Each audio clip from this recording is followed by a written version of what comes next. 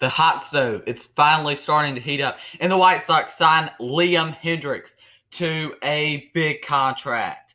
3 years, $54 million guaranteed with a club option for the fourth season. Wow, this is a big move for the Chicago White Sox. But before we get into this video, talking about the White Sox signing Liam Hendriks, 68% of you that watch these videos are not subscribed. Get your life together. Hit that subscribe button, turn on notifications, leave a like on this video. Subscribe, turn on notifications, leave a like. So, yeah. Liam Hendriks has signed with the White Sox, just as I predicted in my predictions, I think. So, I got a prediction right. That's pretty good. But let's talk about Liam Hendriks to the Chicago White Sox. Now, I said that the Chicago White Sox biggest problem in 2020 was their relief pitching, and I still think it was their biggest problem in 2020. You get Liam Hendriks here, which is a really, really good move for this team. He's one of the best relief pitchers in baseball. I don't think you can argue number one. I think you can definitely argue number two because Josh Hader's at the number one spot. I know that MLB Network put out like their top 10 relief pitchers last night, so we'll go ahead and look at their rankings. Well, they do have Liam Hendriks at number one. Josh Hader falls at number 10. Wow. Okay, so they went with 10 Josh Hader, 9 Tyler Duffy for the Minnesota Twins, 8 Aaron Bummer, 7 Aroldis Chapman, 6 Brad Hand, 5 James Karkin for the Cleveland baseball team, Tampa Bay Rays, Nick Anderson, Devin Williams, Drew Pomeranz, and Liam Hendriks. So, yeah, Liam Hendriks gets the number one ranking. So, he's the number one relief pitcher in all of baseball, according to MLB Network. And the White Sox get him. That's such a big move. And with this contract, I still think you can sign Alex Colomé. This team has gotten a ton better this offseason. They traded for Lance Lynn. They've signed Liam Hendriks. They signed Adam Eaton. This team is definitely in the right direction. And they're a team that the first year, I think they could come out next year and possibly make the World Series, at least, if not win the World Series. And I think they can definitely win the division. With or without Liam Hendriks, I think they can win the division. This division is not very tough. The Cleveland baseball team looks to be rebuilding, even though they do have some good pieces there. You've got the Tigers, Royals. They're always rebuilding. They suck. But I mean, let's just be honest. The Twins are their only real competition here, and they have really made some good moves this offseason. I still think they can sign Alex Colomé to be in the 8th inning role. I think that could possibly be. I think that could possibly be possible. He turned his career around in 2019. Having a 1.66 ERA. And that was really when he turned his career around to be this really good relief pitcher that he is.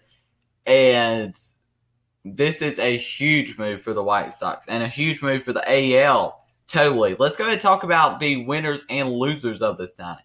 The losers of the signing, number one loser has to go to the Minnesota Twins. The reason why the Twins are losers here is because they need relief pitching and they didn't get one. Next is the Houston Astros. They're another one on this list. Angels, you could give them L for this one. You could give a lot of teams an L for this one. Even some NL teams like the Mets, the Blue Jays, or the Blue Jays obviously aren't in the NL. But there are some teams, I mean, even the Dodgers who were interested at one point. But, I mean, wow. This is a big move for the White Sox. This is going to make them a ton better now that they've got the best closer in baseball. And this just makes them a ton better for the upcoming season. I still think they could use maybe another arm or two. But wow. I still think they can use another arm. So some options there could be bringing back Alex Colomé, or even some other ones. But they still have a very good bullpen, and wow, this is a good move for the White Sox. If they get a grade, I would give them a I'd give him an A for this signing. I think this is a very, very good signing for the White Sox. You get him for roughly like $18 million a year. Yeah. So you get him for like $18 million per year, which is very not big of a contract for one of the best, or if not the best, relief pitcher in the game. So I think that is a decent contract for both sides. Yeah, I mean, I think it's a very good signing here. He's the best relief pitcher on the market by far, and maybe the hot stove is finally starting to heat up here because we have waited months and months just for somebody to sign, and finally Liam Hendriks signs. And this is a really big move that will make the White Sox a ton better, and I do expect them to win the AL Central by 5 games at least. I don't really see the Twins even competing with them, if I'm being honest. And I guess that sucks if you're a Twins fan. But I don't see the Twins competing with them personally. That's just my thoughts and opinions, though. I don't see the Twins competing with them. I don't see the Cleveland baseball team. I think they will win this division pretty easily. Now, they just have a very, very good team. But, I mean, you could say that there is the potential that their young players are just not as good as they could be, or you could say anything could happen with the Chicago White Sox team. And as of right now, they are a team that is very, very good, but very, very young, with Tim Anderson, Luis Robert, players like that. You've got Lucas Giolito, Dallas Keuchel, Lance Lynn in that rotation. You've got Liam Hendriks, but the relief pitchers besides that are not great. Garrett Crotchet, who was recently their 2020 draft pick, I think could be very good for this team. You've got Yasmani Grandal, who's very good at the catcher position. First base, you obviously have the AL MVP and Jose Abreu. You have second baseman Nick Madrigal, who I think is going to be very good. He's a prospect who will be having his first season in the major leagues. You've got Yohan Moncada, Tim Anderson, Eloy Jimenez, Luis Robert, Adam Eaton, and Jose Abreu, Yasmani Grandal at the DH position. So you don't really have a DH right now, so maybe you get a Nelson Cruz. Maybe you do.